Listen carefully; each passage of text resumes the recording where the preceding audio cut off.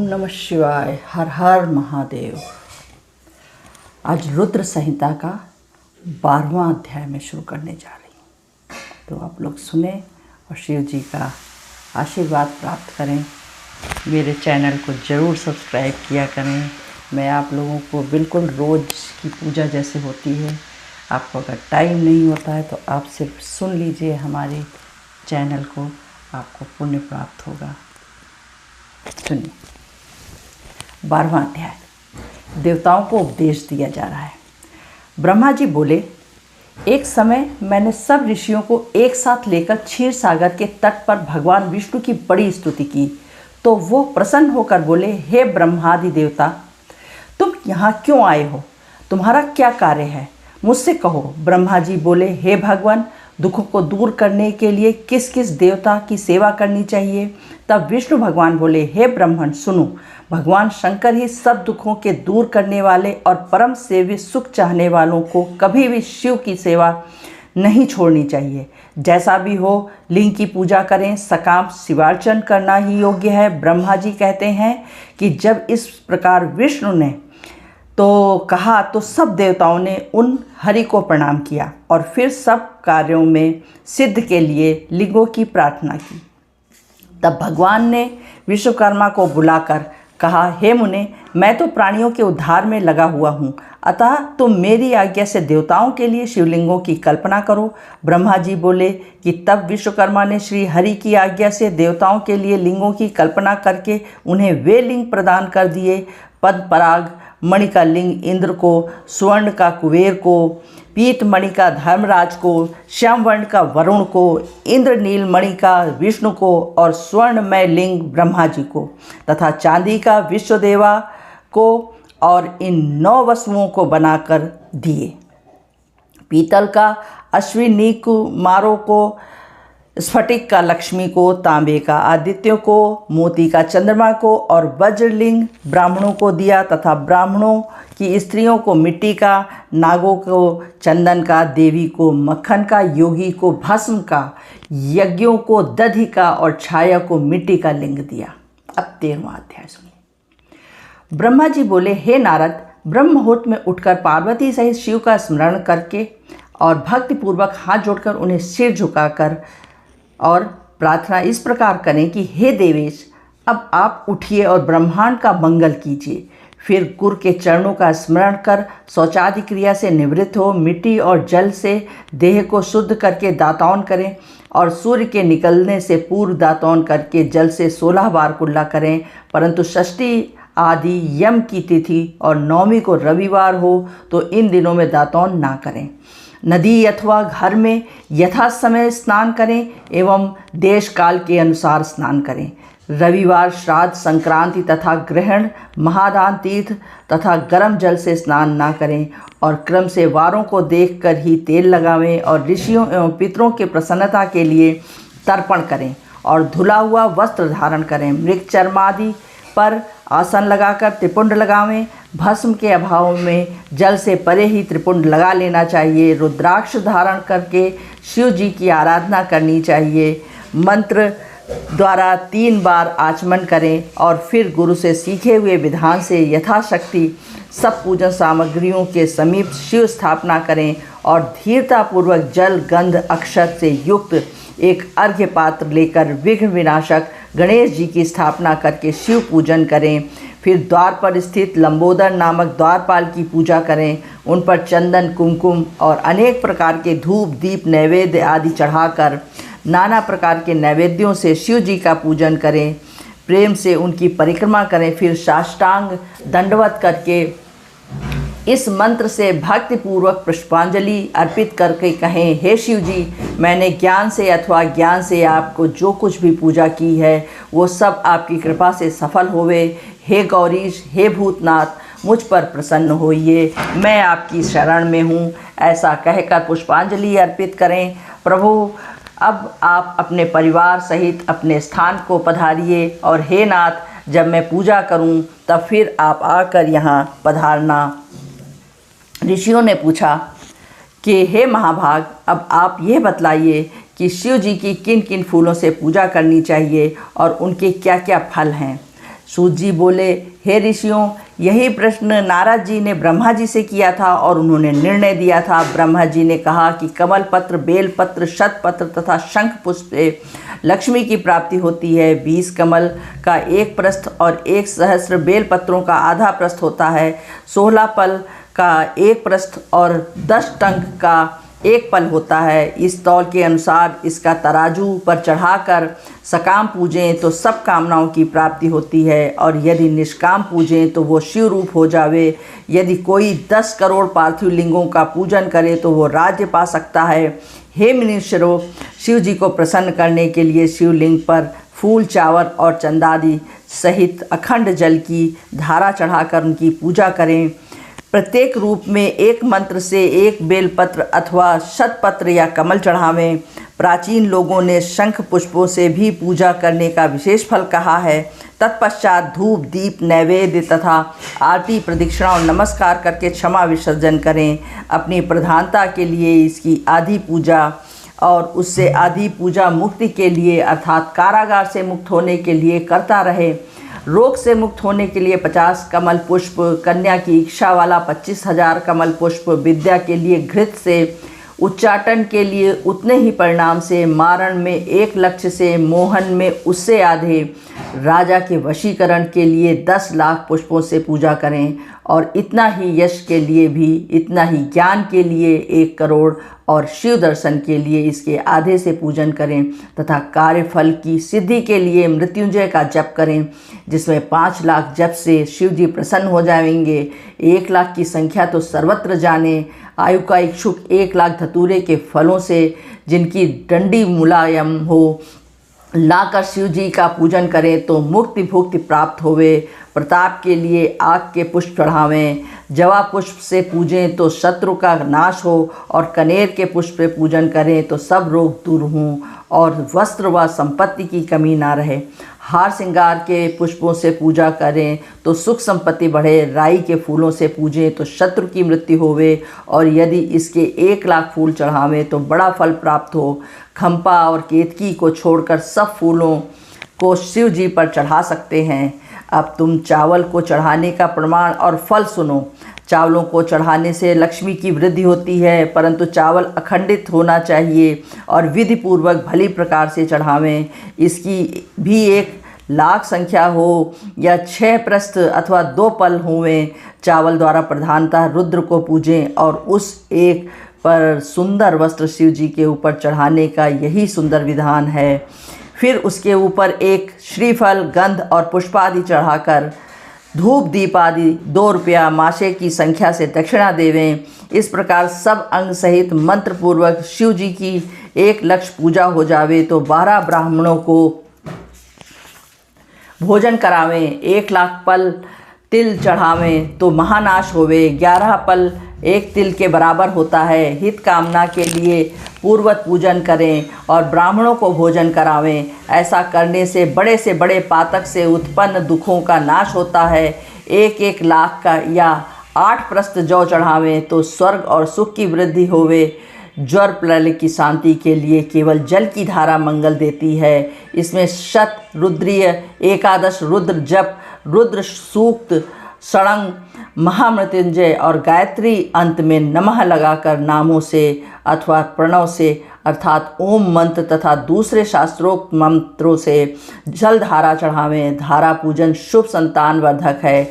यदि अपने घर में नित्य कलह होता है तो शिव जी पर जल की धारा चढ़ावें। यदि शत्रु को तपाना हो तो शिव जी पर तेल की धारा चढ़ावें। यदि शिव जी पर मधु शहद चढ़ा देंगे तो यज्ञ का राजा होवेगा, और यदि ईख का रस चढ़ाएंगे तो आनंद मंगल होवे। यदि गंगा जल की धार चढ़ावें तो मुक्ति भुक्ति प्राप्त होवे। परंतु इस 10,000 संख्या का विधान है। यदि 11 ब्राह्मण को भोजन करावें और स्कंद तथा उमा सहित शिव जी की विधि सहित पूजा करें तो पुत्र पौत्रादिकों के समेत सब सुखों को भोग कर अंत में शिवलोक का भागी होता है। अब 15वां अध्याय सुनिए। कैलाश और बैकुंठ आदि की उत्पत्ति के लिए नारद जी कह रहे हैं, हे पितामह, इसके अनंतर और भी जो चरित्र हों वो और सृष्टि का प्रकार सुनाने की कृपा कीजिए। ब्रह्मा जी बोले, जब सनातन शिव जी का अंतर्ध्यान हो गए और मैं और विष्णु जी अत्यंत सुख को प्राप्त हुए, मैंने हंस का और विष्णु जी ने वाराह का रूप धारण कर सृष्टि के लिए लोगों के रचने का विचार किया। नारद जी ने पूछा, आप दोनों ने अपने वास्तविक रूपों को छोड़कर वाराह और हंस का रूप क्यों धारण किया? ब्रह्मा जी बोले, हे नारद, हंस के ऊपर जाने की गति निश्चल होती है और तत्व अतत्व के विभाग में उसे क्षीर नीर जैसी ज्ञान करने की बुद्धि होती है।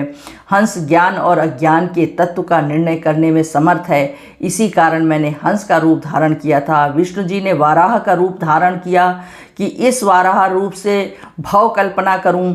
उसी दिन यह वाराह कल्प नाम से प्रसिद्ध हुआ। हे नारद, अब तुम सृष्टि रचना की विधि सुनो। जब शिव जी अंतर्ध्यान हो गए तब मुझे और विष्णु जी को ज्ञान प्राप्त हुआ। जब मेरा मन सृष्टि रचना में लग गया तब विष्णु जी अंतर्ध्यान हो गए। तत्पश्चात जब मैंने सृष्टि रचना की कामना से शिव और विष्णु का स्मरण कर पहले जल का निर्माण किया था, उस जल में एक अंजलि जल डालकर 24 तत्वों वाला एक अंड प्रकट किया, जो विराट होने पे मुझे बड़ा संशय हुआ और उनके लिए मैंने 12 वर्ष का एक कठिन तप किया।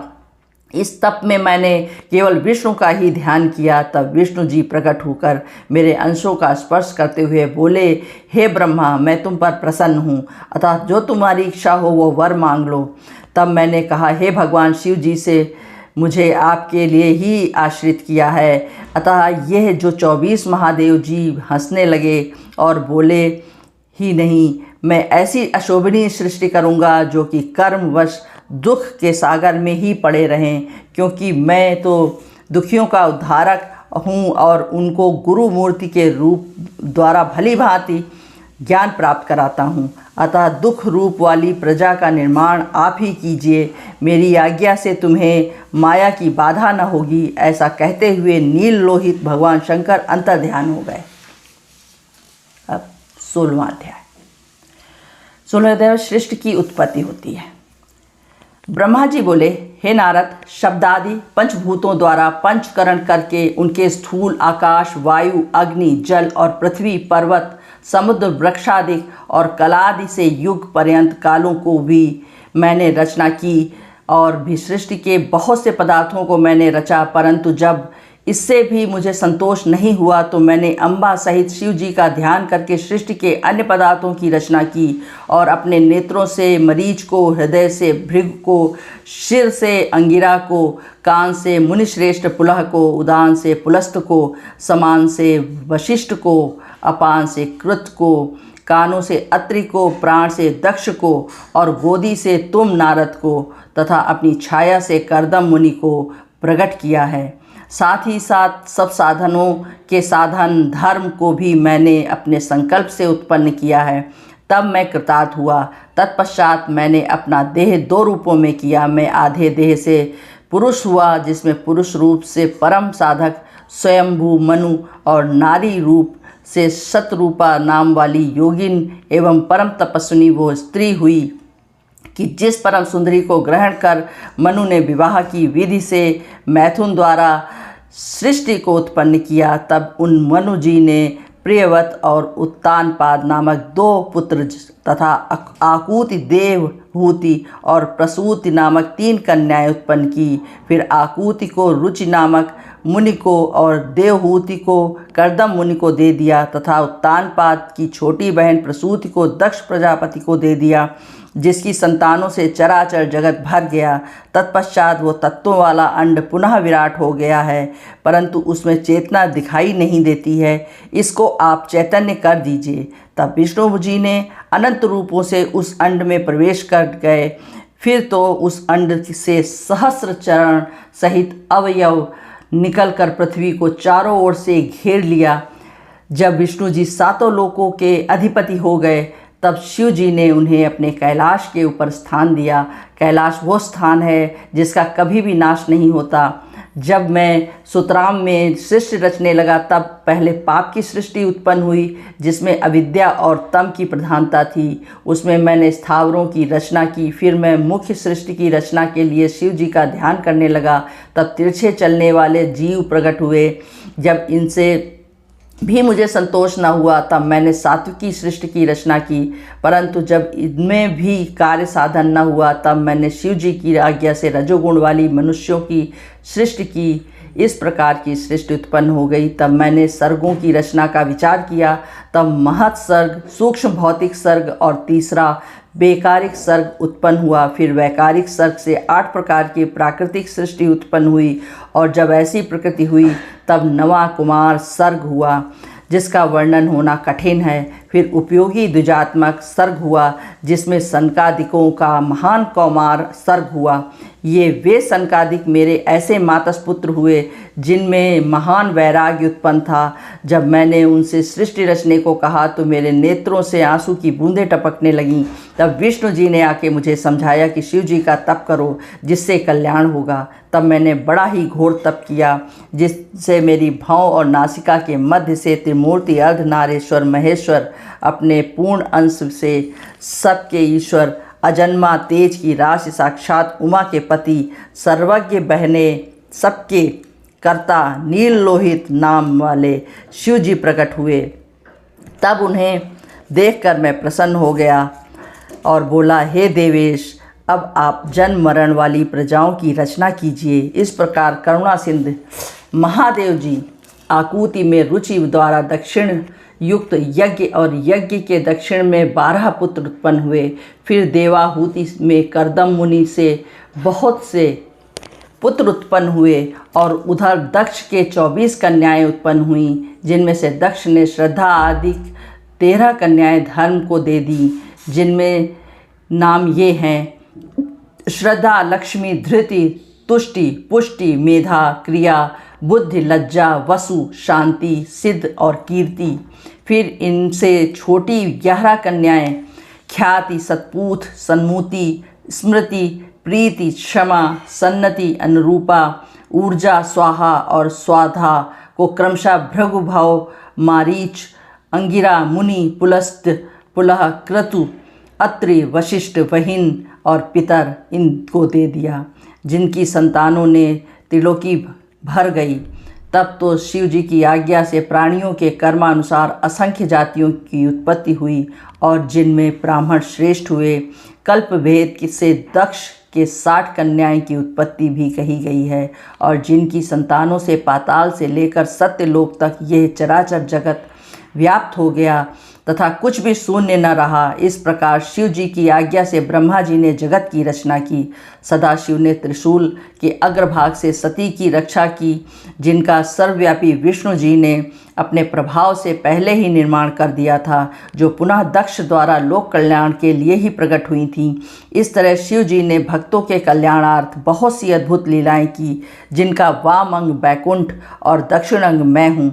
इस प्रकार मैं और विष्णु, रुद्र, यही 3 गुण इधर प्रधान हुए, और उधर इसी प्रकार सत, रज और तम, ये 3 गुण जिनका मैं स्वयं प्रधान हूँ। उसमें से रजोगुण वाली सुरा देवी तथा तमोगुण वाली सती और तमोगुण वाली लक्ष्मी प्रकट हुई। सती के परा और शिवा, उमा, ये 3 रूप हैं, जिनमें यही शिवा सती के रूप में शंकर को ब्याही गई थी और पिता के यज्ञ में देह त्याग कर नारद से अपने पद को प्राप्त हुई। फिर हिमाचल के यहाँ पार्वती नाम से प्रकट होकर अखंड तप करके शिव जी को प्राप्त हुई, जिनके कालिका, चंडिका, भद्रा, चामुंडा, जया, विजया, जयंती, भद्रकाली, दुर्गा, भगवती, कामाख्या, कामदा, अम्बा, मृडानी और सर्वमंगलादिक भुक्ति मुक्तिदायक नाम हुए। फिर तो इन तीनों गुणमयी देवियों और तीनों गुणमय देवताओं ने मिलकर संसार की अनेक प्रकार की उत्तम रचना की। इस प्रकार 16वां अध्याय का भी समापन होता है। अब बाकी के अध्याय 17वें अध्याय के आगे कल आपको सुनाएंगे। तब तक के लिए आप लोग सुख से रहिए। शिव जी आपको रक्षा करें।